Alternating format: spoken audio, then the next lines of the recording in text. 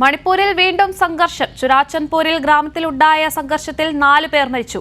വെടിവെപ്പുണ്ടായത് കുക്കി മേത്തി വിഭാഗങ്ങൾ തമ്മിൽ. അരുണുണ്ട് കൂടുതൽ വിശദാംശങ്ങളുമായി. അരുൺ, വീണ്ടും മണിപ്പൂരിൽ സംഘർഷ സാധ്യതയുണ്ടാകുന്നു. എന്താണ് അവിടുത്തെ സ്ഥിതി? തീർച്ചയായും ദിവസങ്ങളുടെ ഇടവേളയ്ക്കപ്പുറം വീണ്ടും മണിപ്പൂർ താഴ്വര അശാന്തിയിലായിരിക്കുന്ന ഒരു കാഴ്ചയാണ് ഇപ്പോൾ നമുക്ക് കാണാൻ കഴിയുന്നത്. ഇന്നലെ ഉച്ചതിരിഞ്ഞ് 2:30 തൗബലിന് 30 കിലോമീറ്റർ അകലെയുള്ള വനമേഖലയിൽ ഇരു വിഭാഗങ്ങൾ തമ്മിലുള്ള ഏറ്റുമുട്ടലിനെ തുടർന്നാണ് 4 പേര് മരിച്ചതായുള്ള റിപ്പോർട്ടുകൾ പുറത്തു വരുന്നത്. ഈ മേഖലയിലെ വനമേഖലയിൽ വനത്തിൽ നിന്നുള്ള വിറക് ശേഖരണവുമായി എത്തിയ ഇരു വിഭാഗങ്ങൾ തമ്മിലുള്ള തർക്കമാണ് ഈ ഒരു 4 പേരുടെ ജീവൻ നഷ്ടപ്പെടുന്ന തരത്തിലുള്ള റിപ്പോർട്ടുകൾ ഇപ്പോൾ പുറത്തു വന്നിരിക്കുന്നത്. കൂടാതെ ഇക്കാര്യത്തിൽ വലിയ രീതിയിലുള്ള ഒരു പ്രതിഷേധം സർക്കാരിനെതിരെ ഉയരുന്നുണ്ട്. കാരണം 2 ദിവസങ്ങൾക്ക് മുമ്പ് അവിടെ 2 പേർ കൊല്ലപ്പെടുന്ന ഒരു വാർത്തയും പുറത്തു വന്നിരുന്നു.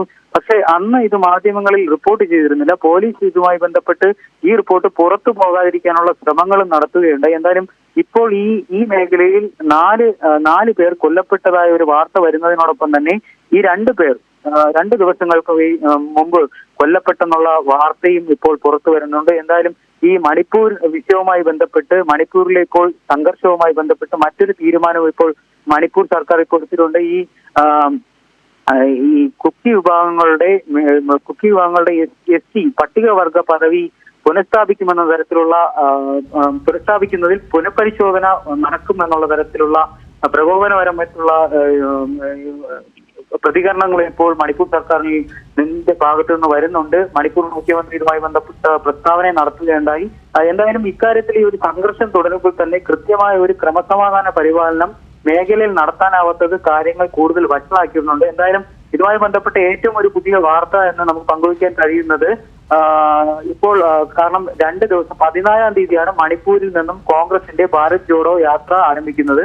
ഇതിനുള്ള അനുമതി ഇപ്പോൾ മണിപ്പൂർ സർക്കാർ ഇപ്പോൾ റദ്ദാക്കിയിരിക്കുകയാണ്. ഇപ്പോൾ ഈ മേഖലയിൽ ഇപ്പോൾ സംഘർഷം ഉടലെടുക്കുന്നത് കൊണ്ട് തന്നെ ന്യായയാത്ര നടത്താൻ പറ്റില്ല എന്നുള്ള തരത്തിലുള്ള ഔദ്യോഗികമായ മറുപടി ഇപ്പോൾ മണിപ്പൂർ സർക്കാർ നൽകിയിരുന്നു. ഇന്നലെ ഇതുമായി ബന്ധപ്പെട്ട് ഉപാധികളോടെ അംഗസംഖ്യ കുറച്ചുകൊണ്ട് കോൺഗ്രസിന് അവിടെ റാലി നടത്താമെന്നുള്ള ഒരു തീരുമാനം മണിപ്പൂർ സർക്കാർ നടത്തിയിരുന്നു. എന്തായാലും ഈ താഴ്വരയിൽ ഇപ്പോൾ ഒരു 4 മരണവും കൂടി സംഭവിച്ചിരിക്കുന്നതിന്റെ പശ്ചാത്തലത്തിൽ ഈ യാത്രയ്ക്കും ഒരു അനുമതി നിഷേധിച്ചിരിക്കുന്ന ഒരു സാഹചര്യമുണ്ട്. എന്തായാലും വീണ്ടും ഒരു ദിവസങ്ങൾക്കപ്പുറം മണിപ്പൂരിൽ വീണ്ടും അശാന്തിയുടെ വാർത്തകളാണ് പുറത്തു വരുന്നത്. അതായത് ഈ ഒരു സമയത്തും അവിടെ കുക്കി മേത്തെ വിഭാഗങ്ങൾ തമ്മിൽ ഒരു സംഘർഷ സാധ്യത നിലനിൽക്കുന്നുണ്ട് തന്നെയാണോ കരുതേണ്ടത്?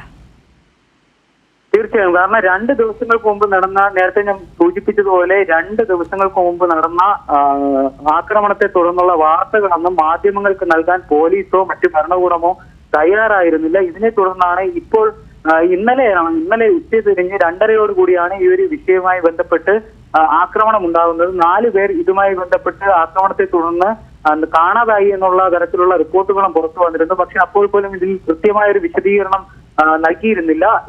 ഇന്ന് ഈ ഒരു 4 പേർ മരിച്ചു എന്നുള്ളത് ആദ്യമായി റിപ്പോർട്ട് ചെയ്യുന്ന മണിപ്പൂരിലെ പ്രാദേശിക മാധ്യമങ്ങളാണ്. ഈ മാധ്യമങ്ങളിലൂടെയായിരുന്നു ഈ വാർത്ത പുറത്തു വന്നത്. എന്തായാലും ഈ 4 പേർ കൊല്ലപ്പെട്ട വാർത്ത പുറത്തു വരുന്നതോടൊപ്പം തന്നെ 2 ദിവസങ്ങൾക്ക് മുമ്പ് നടന്ന 2 പേരുടെ കൊലപാതകവും സംബന്ധിച്ചുള്ള വാർത്തകളും പുറത്തു വരുന്നുണ്ട്. എന്തായാലും ദിവസങ്ങൾക്കപ്പുറം 5 ദിവസങ്ങൾക്ക് മുമ്പാണ് മണിപ്പൂരിലെ തൗബലിനടുത്തുള്ള മേഖലയിൽ ഇരു വിഭാഗങ്ങൾ തമ്മിലുണ്ടായ ആക്രമണത്തിൽ 5ഓളം പേർ മരിച്ചത്. സുരക്ഷാ സേന സഞ്ചരിച്ച വാഹനത്തിനേരെയും ആക്രമണം ഉണ്ടായി. ഇത്രയും ക്രമസമാധാന പ്രശ്നങ്ങൾ നടക്കുമ്പോൾ പോലും മണിപ്പൂരിൽ BJP ആണ് ഭരിക്കുന്നത്. കേന്ദ്ര സർക്കാരിന്റെ നിയന്ത്രണത്തിലുള്ള കേന്ദ്രസേനയെ മണിപ്പൂരിൽ ഇറക്കിയുള്ള ഒരു ക്രമസമാധാന പരിപാലനത്തിനോ അല്ലെങ്കിൽ BJP ഭരിക്കുന്ന മണിപ്പൂർ സർക്കാരോ ഇതിൽ കൃത്യമായ ഒരു നിലപാടോ അല്ലെങ്കിൽ അതിൽ ഒരു ക്രമസമാധാന പരിപാലനം തിരിച്ചു കൊണ്ടുവരാൻ വേണ്ടിയുള്ള നടപടികൾ സ്വീകരിച്ചിട്ടില്ല എന്നുള്ളത് വ്യാപക പ്രതിഷേധത്തിനും ഇടയാക്കിയിട്ടുണ്ട്.